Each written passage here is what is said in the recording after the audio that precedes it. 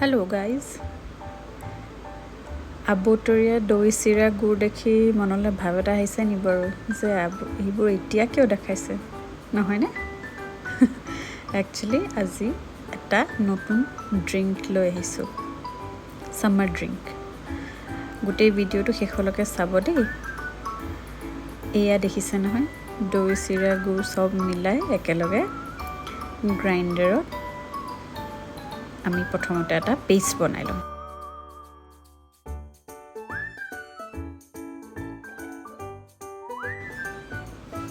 এইটোৱে আমাৰ paste ready হৈ গ'ল। এইটো অলপ আমি শ্ল' ম'শ্যন কৰি দেখাইছোঁ আৰু ভাল লাগিবলৈ। এতিয়া এইটো চাব দেই, আমি এনেকুৱা ধুনীয়া ধুনীয়া কিউট হাৰ্ট শ্বেপৰ আইচ প্লেট অৰ্ডাৰ কৰিছিলোঁ। তো তাতে এতিয়া থৈ পেলাই এদিন পূৰা ডিপ ফ্ৰিজ কৰি দিব লাগিব। এইয়া দেখিছেনে, ধুনীয়াকৈ হাৰ্ট শ্বেপত ওলাই আহিছে, যদিও অকণমান ভাঙি গৈছে, একো নাই বাৰু। এতিয়া আমি এইটো ড্ৰিংকটো ৰেডি কৰিম দেই।